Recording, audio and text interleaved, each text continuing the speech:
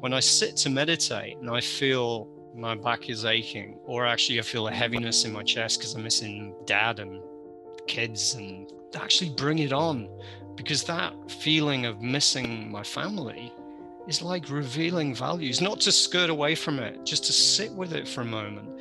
And by sitting in it and self-soothing and accepting it, maybe from that self-compassionate perspective, I can hold the idea that, yeah, there's, from a Buddhist perspective, there's suffering in the world, but there's the thousand joys. There's taking the dog for a walk and lovely friends and good food and sunshine. So I think that enables that balanced perspective.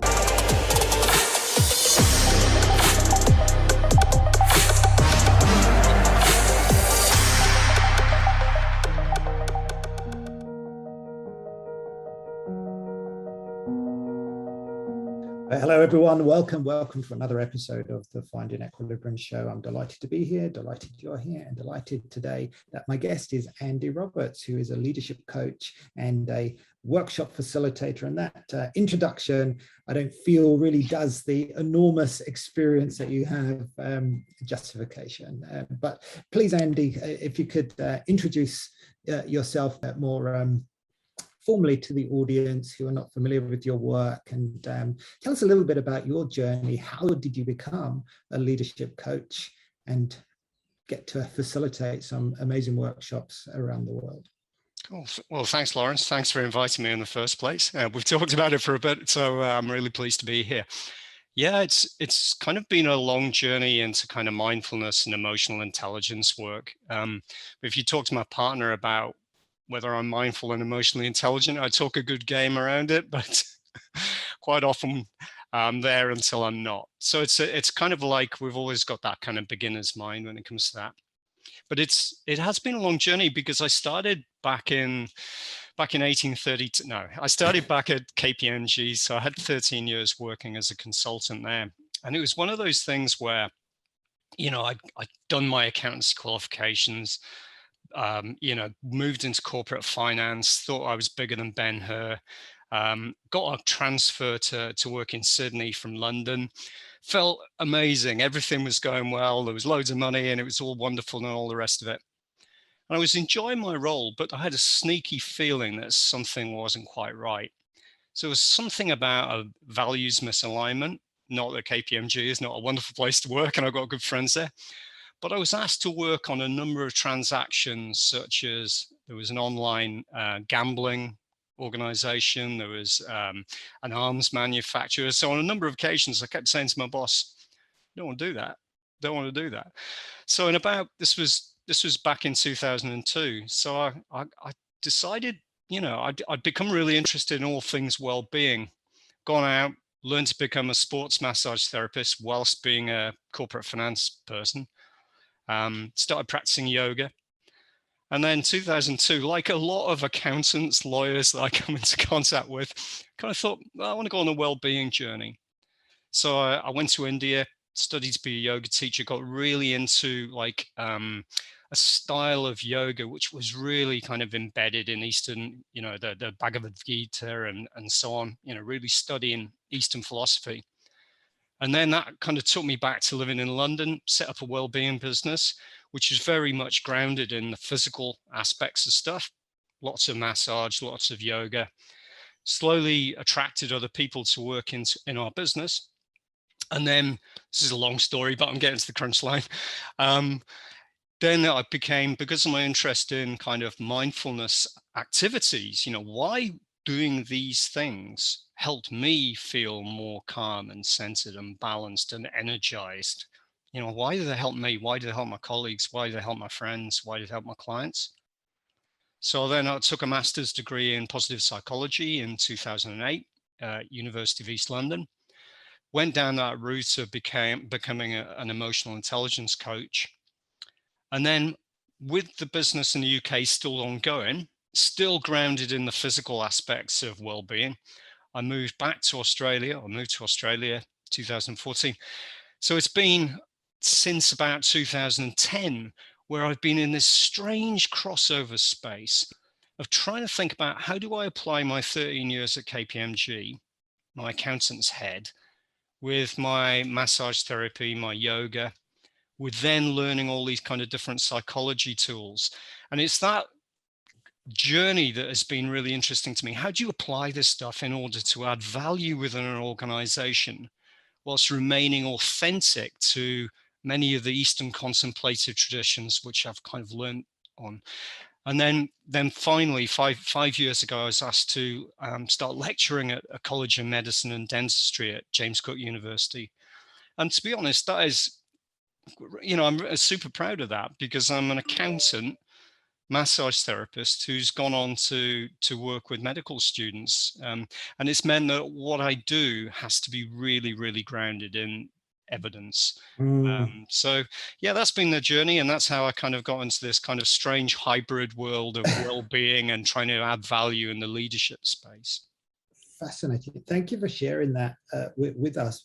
If I could just go back, I'm really curious when you were initially, like, you're at KPMG, so in many ways you'd risen to the top of the tree. You had a job that many would love. You were working for a company but there was something missing. And what was it that that that took you to India in particular? What was it that inspired you to actually go on that journey, to really seek out some of those Eastern philosophies that that you're now familiar with?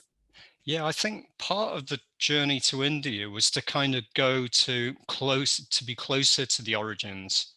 So I was really, I don't know, I kind of just, in all my interactions with my teachers, if you like, I've been very lucky to fall in with some excellent ones.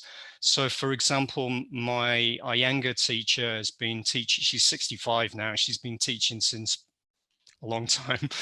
Mm. And she was directly taught by Iyengar, one of the greatest kind of like yoga gurus there is. So having been taught by Brenda and a number of other people in a similar kind of space, thought, well, I want to get as close as I can to the origin.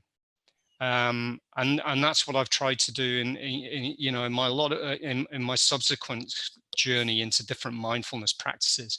So we've talked about it before, spending time in the Tibetan Buddhist tradition, or Mm. spending time in the Vipassana meditation tradition, trying to get as close to the origin, and then thinking about, well, how can I apply this in a modern workplace environment that doesn't Mm. feel strange?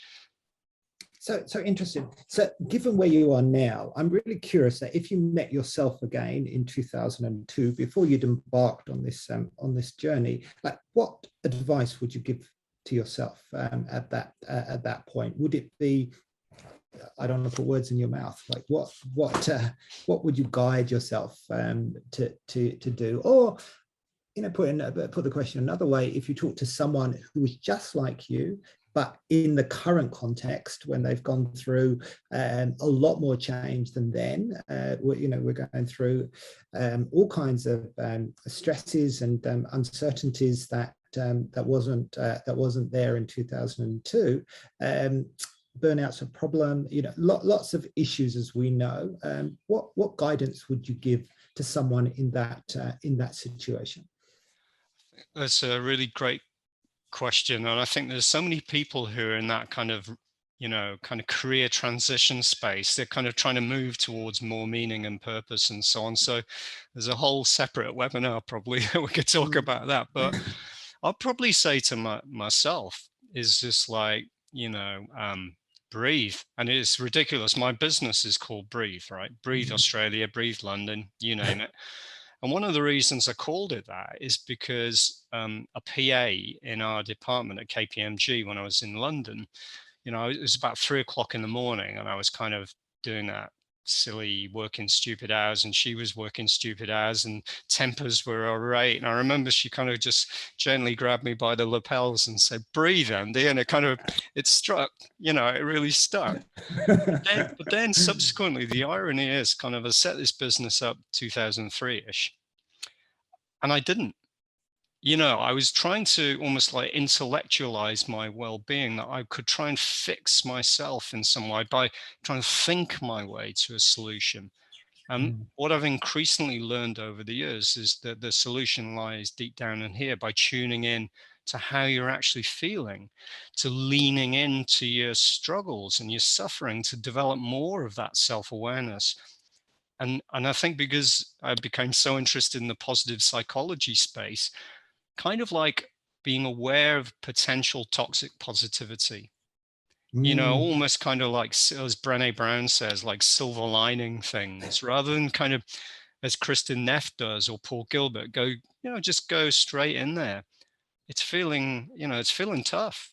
Own it, admit it. And then I would definitely say, reach out to other people in a similar situation. We often think that our struggles and our challenges are so unique. Oh, it's just me, so mm. egotistical. But actually, sharing our challenges. So that's the kind of advice, take your own medicine, basically. No, I love that. One thing, just to pick up on what you said, because I know people will hear that and not want to take the advice. What you said is about, and I'll just paraphrase, but lean into your struggles. And like when you feel pain, lean into that pain. Whereas as people, we tend to be programmed to almost numb it out, and maybe that's our culture, but we go through emotional trauma, but we have to put a brave face. So, you and I grew up in the UK where it was very, we weren't taught to be emotional beings. I certainly work in a large company, at board level. Everyone, the language became, I think, I had a leadership coach, and I remember she said, use the word feel a lot, start replacing it, I think.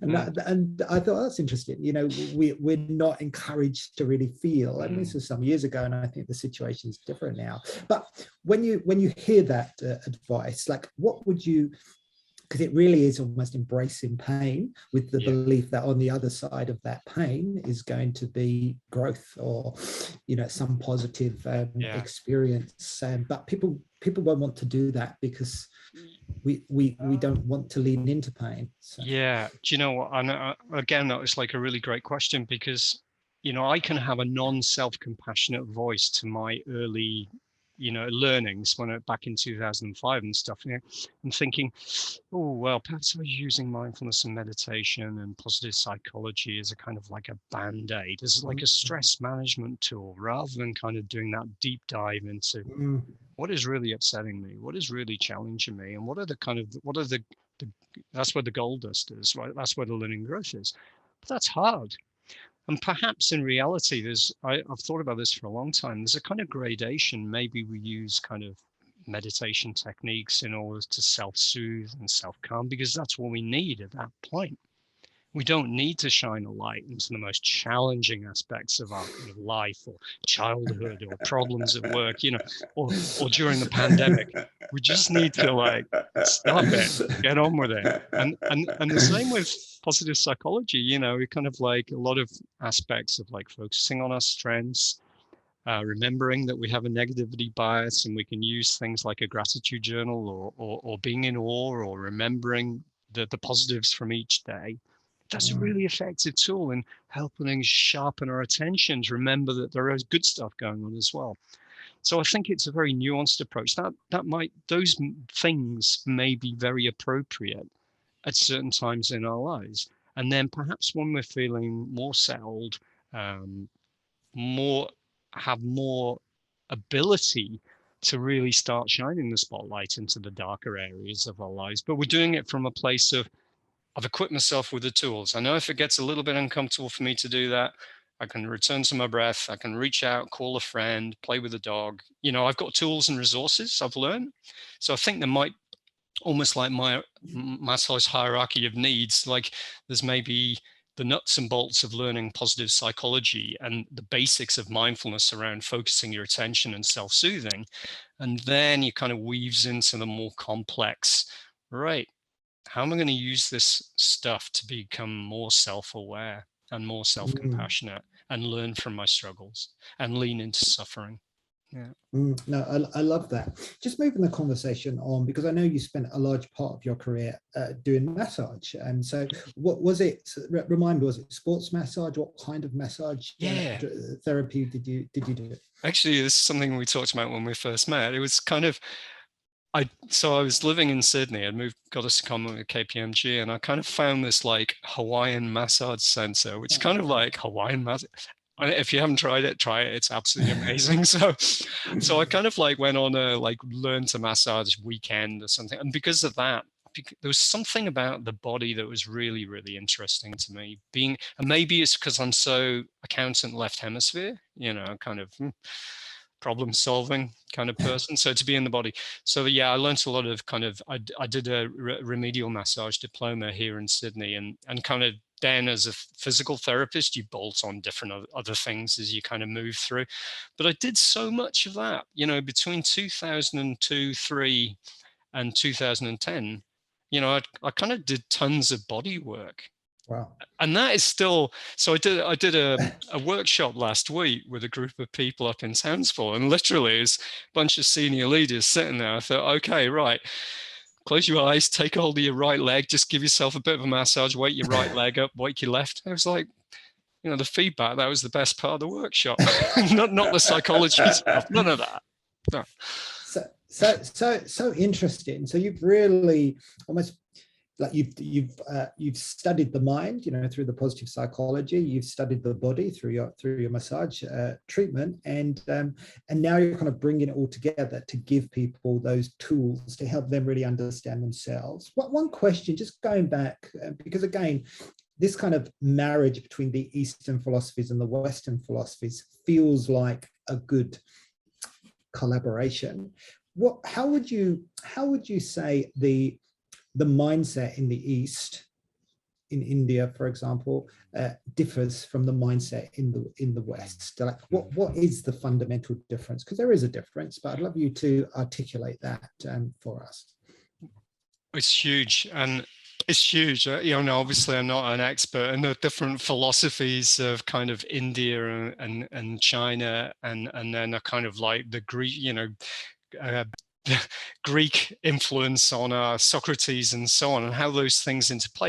And I suppose how those different philosophies at a very subtle level impact our decision making right now. So obviously, in the US and the UK and also, it's all about autonomy, it's all about freedom, whereas obviously in China, it's more about harmony and harmony of the collective, and similar, in India, this idea of karmic consequences and having this kind of social structures in place and just doing the right thing, and in order to weave communities together. Now, all those things have an impact on leaders and how they think, but they may not be aware of those kind of like philosophical underpinnings, which kind of like have been started in the axial age, like 2,500 years ago, right?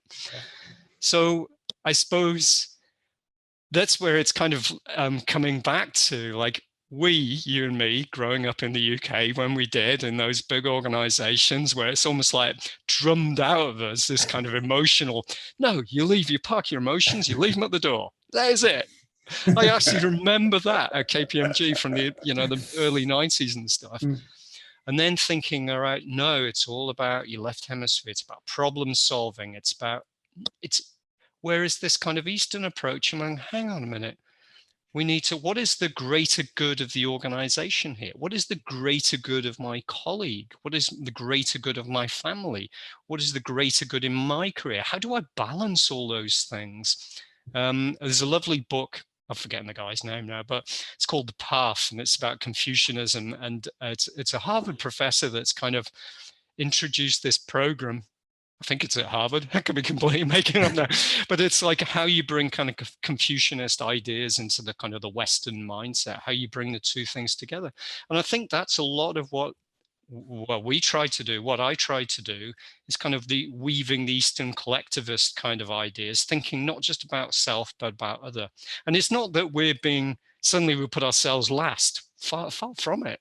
We need to be more self-aware and take greater self-care and put ourselves first in many ways, so that we can consider the greater good, our teammates, what's important for them, our families, and so on. So that would be my take on the kind of weaving the collectivist and the individual. And I appreciate that. Thank you for sharing that insight. And that kind of brings us back, because I think a lot of times people perhaps translate some of those differences very literal. And you touched on it. It's like, how can it be about me? It must be about the collective, which means that I should not focus on myself at all. So it becomes, out of equilibrium, out of balance. And I think we see that. And I know you've written an article recently for us at Wellbeing at Work around the environment, because of course we as people, when you do wonder how we manage to survive at all, really, because we are juggling so many different things, so many different decisions and choices, trying to manage career and trying to manage family and trying to manage, all kinds of other, quite small decisions on a day-to-day basis, whilst there's this avalanche of information coming to us, all of the time. And a lot of that can be very, I guess, fear-inducing, and the whole concept about the environment. I know you're not an environmental expert, but you're a well-being expert. And I'd love to really just explore how we can get that balance on a day-to-day basis to remain positive, despite the fact that it feels at times that all of our ecosystems are being destroyed, that the future of humanity is at risk, that we as individuals have got it completely wrong, that we need to change our entire life and be different, but we don't know exactly what that looks like. And meanwhile, the old system is still in place. Industries are fueling growth and destroying that, and all of the stuff that we get, that we see. And I know many, particularly younger people, really have that huge sense of responsibility.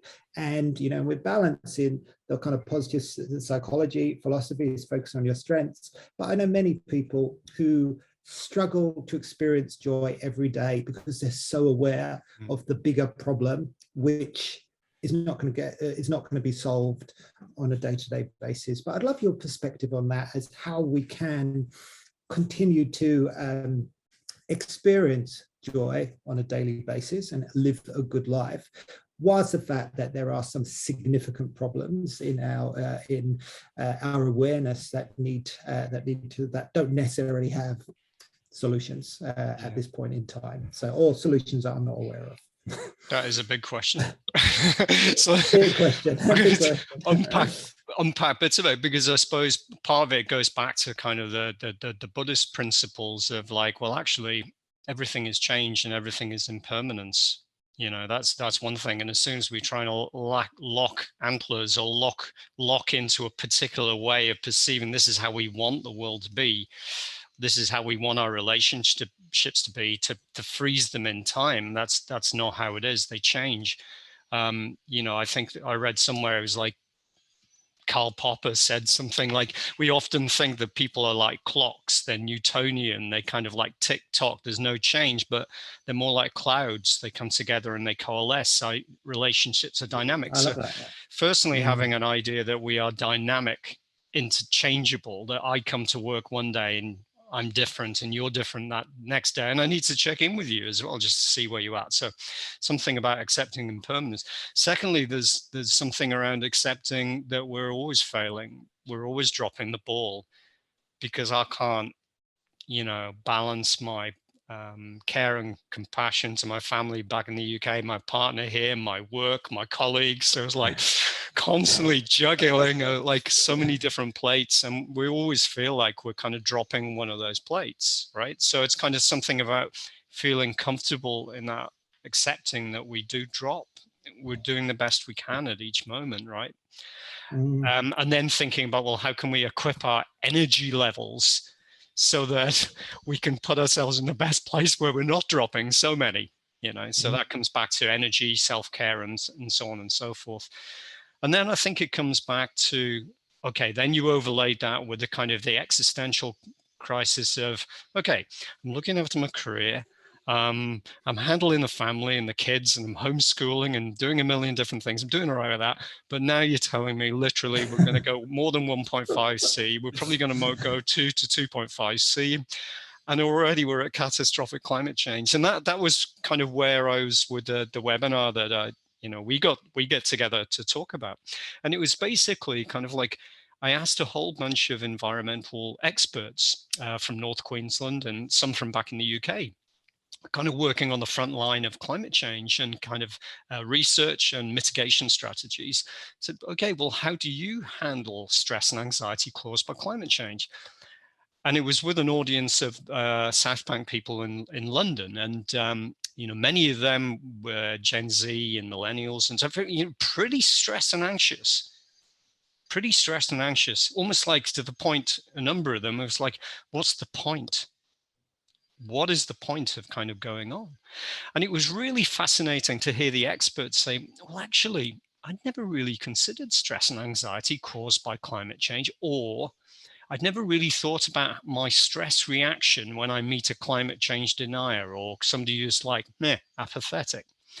So we kind of really went down the rabbit hole of self-compassion. And we started the story basically of, well, okay, where in your body do you feel that tension when you focus on aspects of climate change and that existential threat? And then sit with that physical feeling for a moment. Don't run away from it. What is that telling you? It's at a deeper level, it's telling you care about something. So it's revealing your values, what's meaningful to you. And then we talked about the idea of kind of like almost engaging the self-compassion response rather than the fight-flight response. If I'm terrified, and I'm dropping balls everywhere in my career, and I've got this existential overlay of the world's going to end, I might be having a fight-flight response. Is that adaptive for me being a positive agent of change and being useful for my family and my friends, but actually doing something in the world about climate change? So it was great then to hear the experts from the fields just to give some real proactive ideas for enabling people to nudge themselves forward. So we've revealed our values, what's meaningful. Our body is telling us, yeah, we're stressed as hell about that.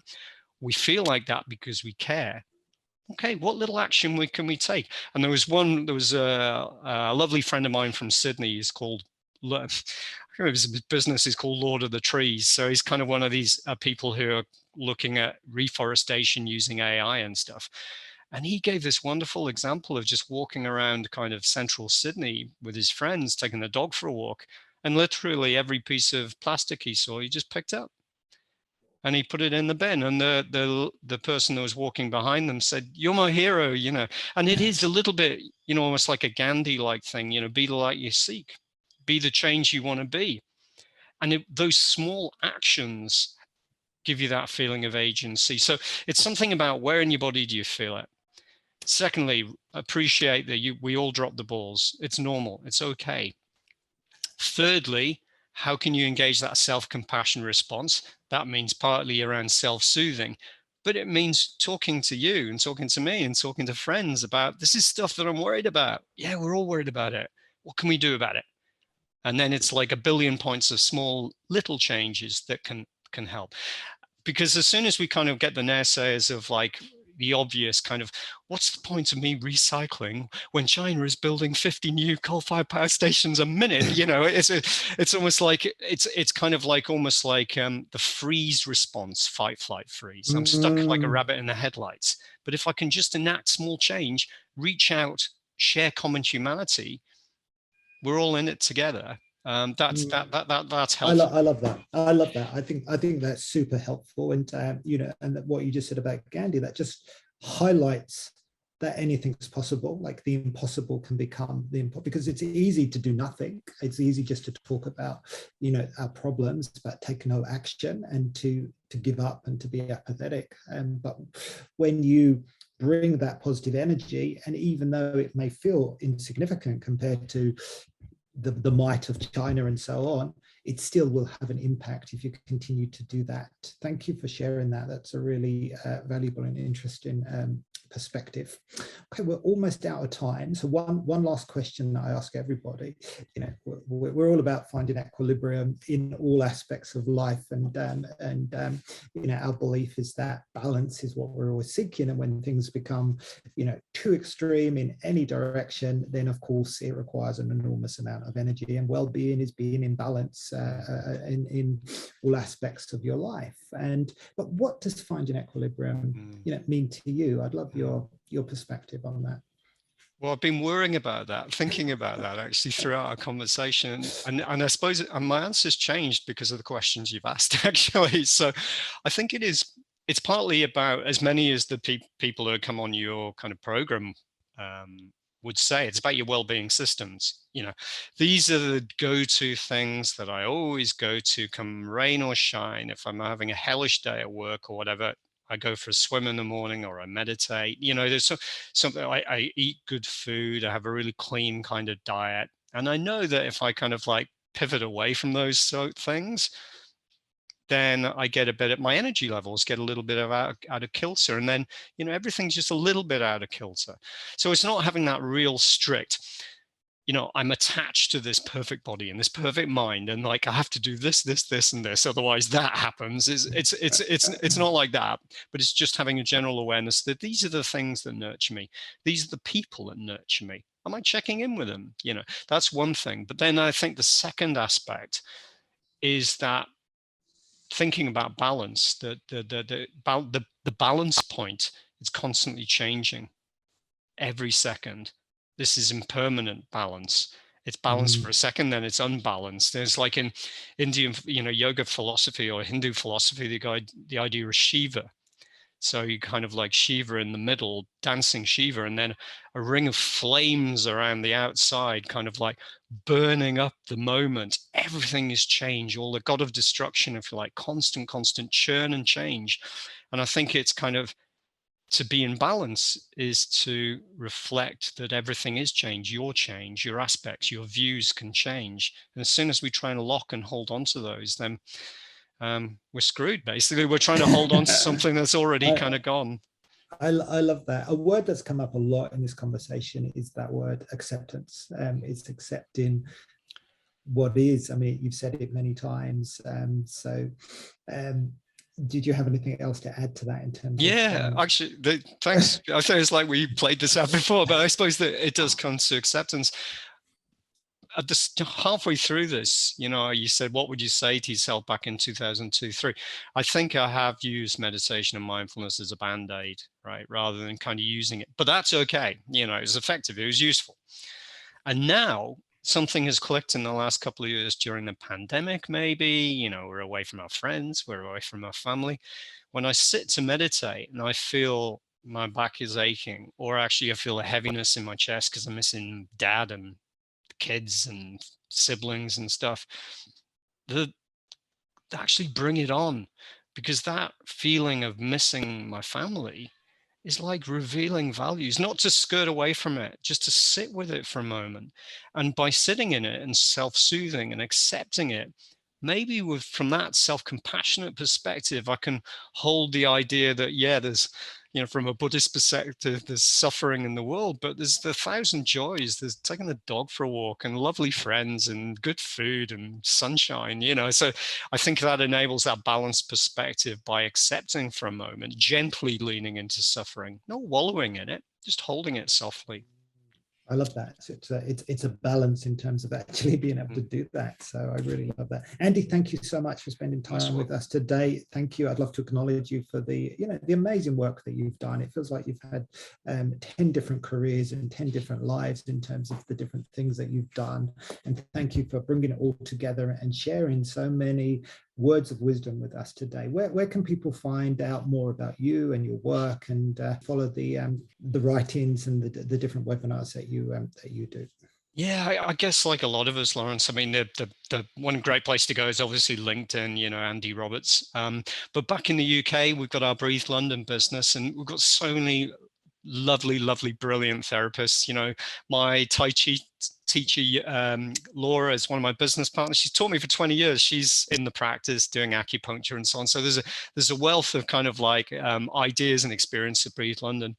And then here in Australia, but also back in the UK through my Breathe Australia coaching business, that's a place where I kind of like share ideas as well. But I'll probably go to LinkedIn as a place to kind of connect, really. Yeah. Okay, that's wonderful. And just for clarity, so Breathe London is a physical place where people can go to get multiple treatments. Is that right? Yeah. Yeah, it's Breathe. Actually, it's Breathe hyphen London, same Breathe hyphen Australia. It's got and we've got two centres, one in Covent Garden and one in Waterloo on the South Bank. So it's the one particularly. I'm probably expanding my time now, but we set it up because we wanted to create a place for therapists who are excellent, brilliant, kind-hearted, shared values to come together into one place. So it's more like a community of well-being experts in one place. So we're really, really proud of that place. Amazing. Well, definitely for anybody in London, do check that out. And Andy, thank you again. Thank you everyone for listening, and we will see you next time.